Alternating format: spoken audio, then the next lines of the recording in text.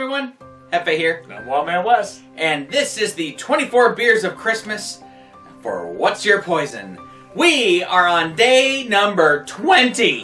Holy shit. That's 20 beers down the drain, man. Well, down our drain. And Anyway. down another one later. Yeah. I see what he did there. We're really hoping that this is a good beer. We're getting so close to Christmas. We have 5 more before Christmas. I know. Well, yeah, this is gonna be it, man. So it's a last stretch. Do or die. We're in the, the 20s. We're in the 20s. So, point being, after this, I will give a movie review, and it'll be fun. So, what do we have this year? Tell me what. I always have trouble with the box. Okay, good. It's a quick one. It's a short one. Ooh. Noon Whistle Bernie Milk Stout Hot Chocolate. Okay, I've had the Bernie Milk Stout before, but this is hot chocolate. It says it's 7% ABV, chocolate and vanilla. Maybe because of the ABV, it's hot.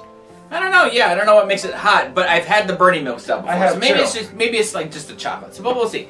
I love Noon Whistle in general. They make a lot of really good beers, and they make really good IPAs. Yes, they do. So let's see. Their gummy IPA is very, very tasty.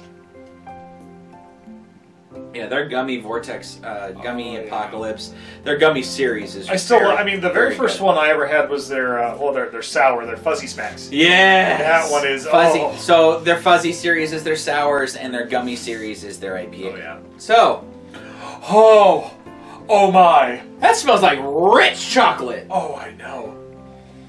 Oh my God. Wow. Okay, like this is. Bernie Milk Stout is just like a good solid stout. This is... For anybody that ever has any issues like hyperventilating with stress, just breathe this in and you will calm down. Oh, Jingle jangle.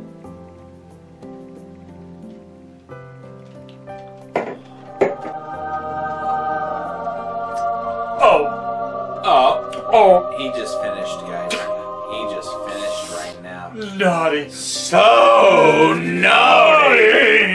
Naughty. That hot chocolate, it tastes just like cocoa powder. Like the Hershey's straight cocoa powder. Ah! This is so good. I hope this is year round. This better be. Nope. There's no way this is year round. Noon Whistle, Or please. will it be? Please. That's my Christmas wish this year. Oh, wow. We still got 4 beers left and you already made your Christmas wish. I haven't made my Christmas wish yet.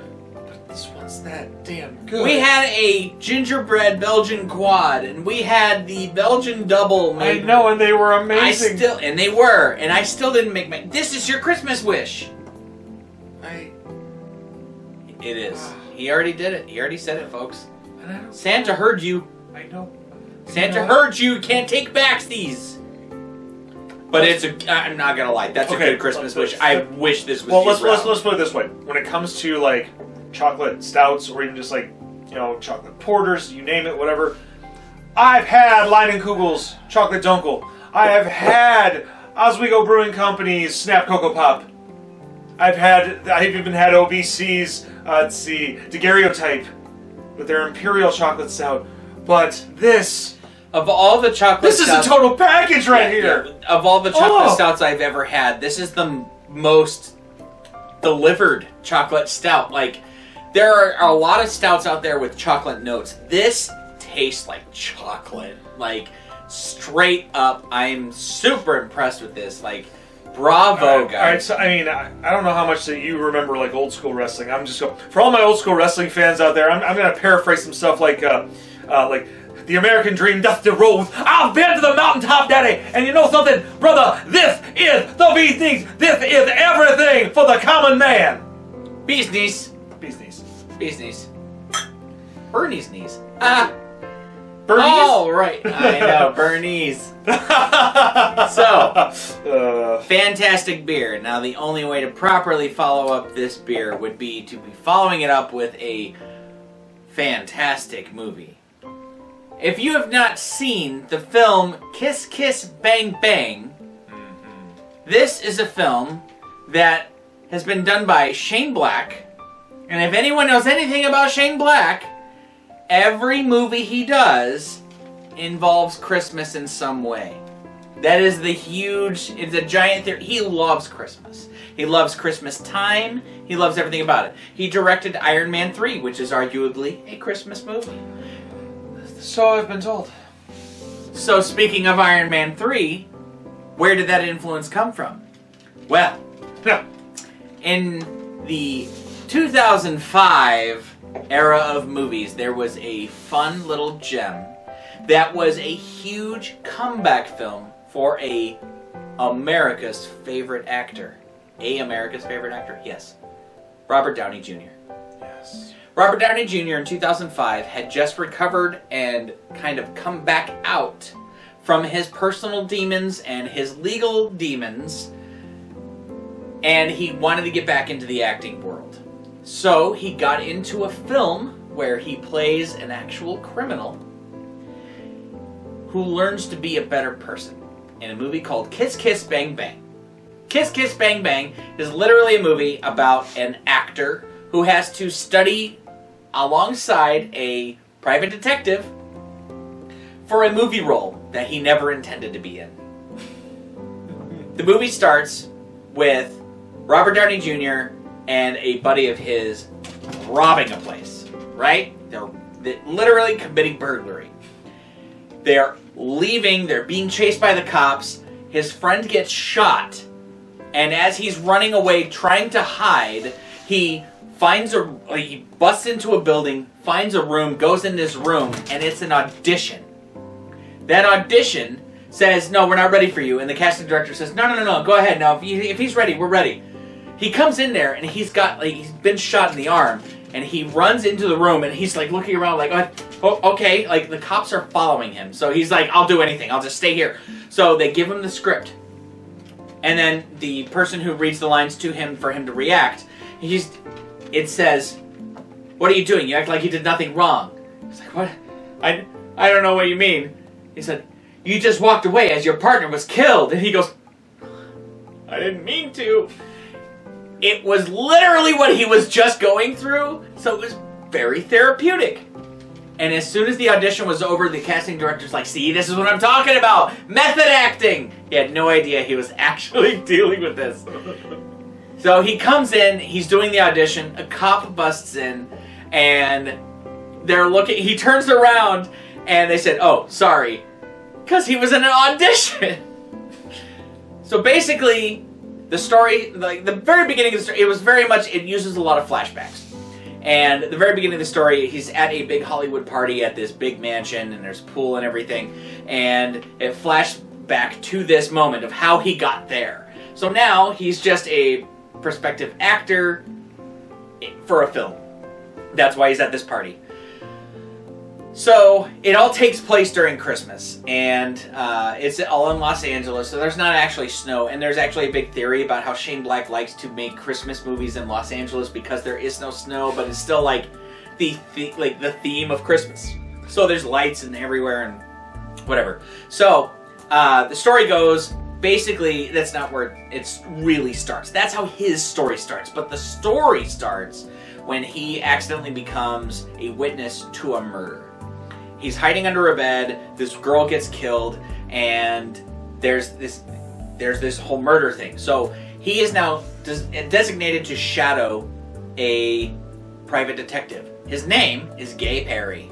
Well, it's what everybody calls him, Gay Perry. Even himself. Like, he totally accepts the name. Gay Perry is played by Val Kilmer. Val Kilmer knocks it out of the park. He is the smartest and the most badass character in this entire film. And there is a lot of action sequences with him. Obviously, he was Batman, so he knows how to do action, right? But since then, since 2005, now 16 years ago, how many outright gay action figures have there been? Not enough. That's all I'm going to say. Yeah, I was literally doing Carry the Two. I couldn't tell you. Not enough.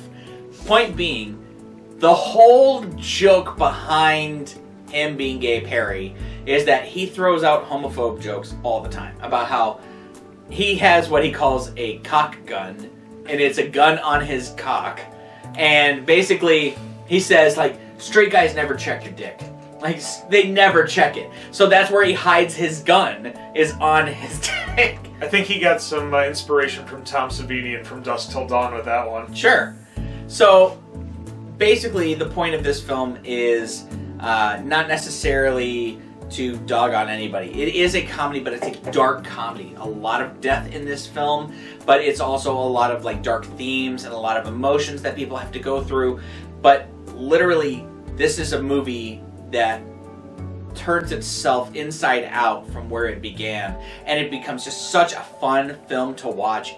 The actors, the performances are fantastic, and this is the movie that literally got Robert Downey Jr. off the ground, and then 3 years later, Marvel lifted him off into the sky with Iron Man. So that was the character, that was the person. He was narrating the film too, and so many flashbacks, but he was narrating the film, and it very much just brought it all together. That personality of what we know Robert Downey Jr. started with that movie.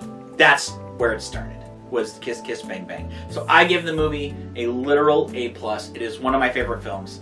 It went to the Cannes Film Festival. It won many awards. I love this movie so much. Highly recommend it.